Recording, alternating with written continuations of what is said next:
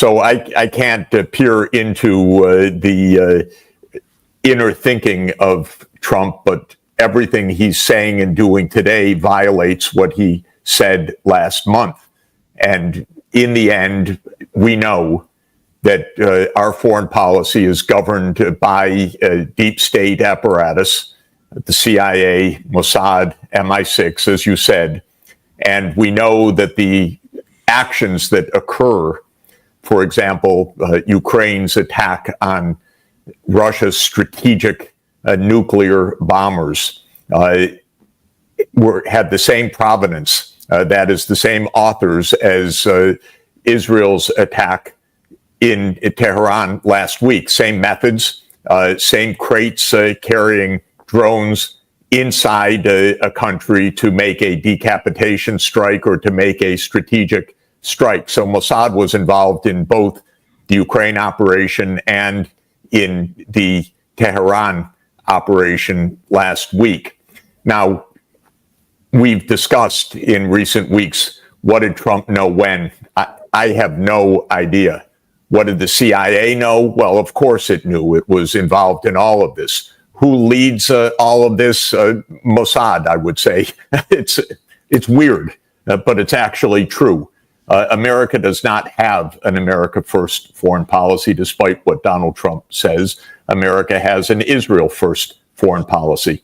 It happens that Israel's foreign policy is completely reckless, dangerous, and delusional. And it has been that way for decades. I was going to say for 30 years. That's the time span of Netanyahu, who is the current most despicable person on the planet, in my view, because he's the greatest war progenitor of them all. But it actually goes back beyond 30 years. This is a long-term plan for Israel to have its way in the Middle East.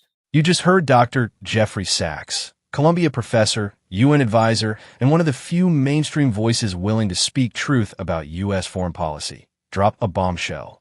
America does not have an America First foreign policy. It has an Israel First foreign policy. And he didn't stop there. He linked Mossad to both Ukraine's attack on Russian strategic bombers and last week's strike in Tehran, suggesting a coordinated campaign using the same methods, the same operatives, and the same hidden agenda. Let's unpack what Sachs said and what it reveals about who really controls U.S. foreign policy. Sachs starts with a blunt observation. Everything he's saying and doing today violates what he said last month. That's Donald Trump in a nutshell. He ran on America First. He promised to end endless wars. But once in power, he continued drone strikes, escalated tensions with Iran, and allowed covert operations to proceed, even when they risked direct conflict with Russia or Iran. Why? Because Trump wasn't calling the shots. The deep state was, and at its center, Mossad. One of Sachs' most explosive claims is that the same network, involving Mossad, CIA, and MI6, was behind both the drone attacks on Russian airbases and the recent Israeli strike in Tehran. Same methods, same logistics, same goal: decapitation strikes against strategic assets. Think about that. A foreign intelligence agency, not the Pentagon, not the White House, not even the CIA, is orchestrating military actions across multiple continents. In Ukraine, targeting Russian nuclear bombers. In Iran, hitting high-value sites. And the U.S. government? It either knew and approved, or knew and stayed silent. Either way, it's clear who's pulling the strings. Sachs doesn't hold back. Who leads all of this? Mossad. I would say it's weird, but it's actually true. That's not paranoia. That's reality. For years, we've been told the CIA runs the show. But now, Mossad is operating freely inside Washington, coordinating with U.S. assets, and directing military action without public oversight. And the worst part? It's not even secret anymore. Anyone paying attention can see it. From drone strikes to sanctions campaigns, from regime change to disinformation ops, Israel's fingerprints are everywhere. And the U.S. is just tagging along. Because for decades, Israel has pursued a single objective: total dominance over the Middle East. Netanyahu isn't interested in peace. He's not interested in coexistence. He's obsessed with control, and he's found the perfect puppet in the United States. By infiltrating think tanks, funding political campaigns, and placing allies in key positions, the Zionist lobby has ensured that no matter who sits in the Oval Office, U.S. policy will serve Tel Aviv first and Washington second.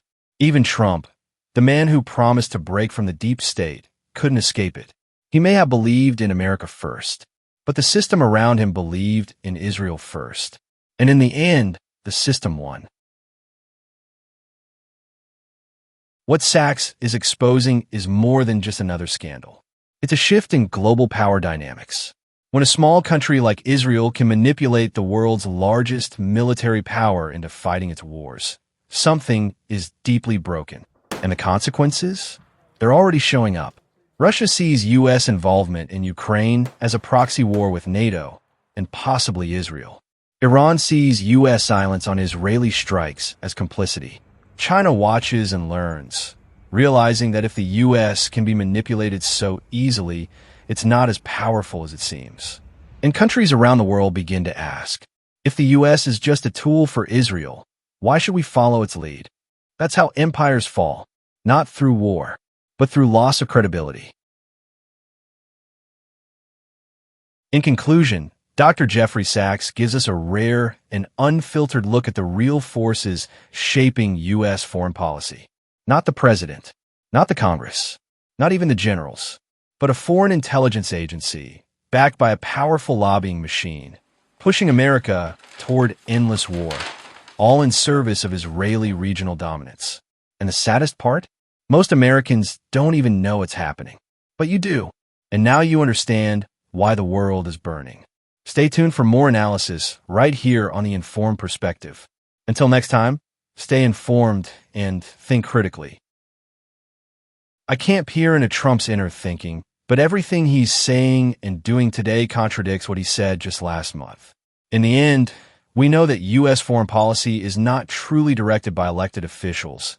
It's governed by a deep state apparatus, the CIA, Mossad, MI6, as you mentioned. We also know that actions like Ukraine's attack on Russia's strategic nuclear bombers and Israel's strike in Tehran last week share the same fingerprints. The methods were identical. Crates smuggled into the country carrying drones, used either for a decapitation strike or a strategic hit. Mossad was involved in both the Ukraine operation and the Tehran attack. Now, we've talked in recent weeks about what Trump knew and when. I don't have the answer, but what did the CIA know? Of course they knew. They were involved. And who orchestrated the operations? I would say Mossad. It may sound strange, but it's true. America does not follow an America First foreign policy, despite what Donald Trump claims. Instead, the U.S. follows an Israel First foreign policy. The problem is that Israel's foreign policy is reckless, dangerous, and delusional, and it has been that way for decades. I was going to say for the past 30 years, which aligns with Netanyahu's time in power. He is, in my view, the most despicable person on the planet today, the leading driver of war in the world. But in truth, this aggressive strategy goes back further than just Netanyahu. It's part of a long-term plan for Israel to impose its will across the Middle East.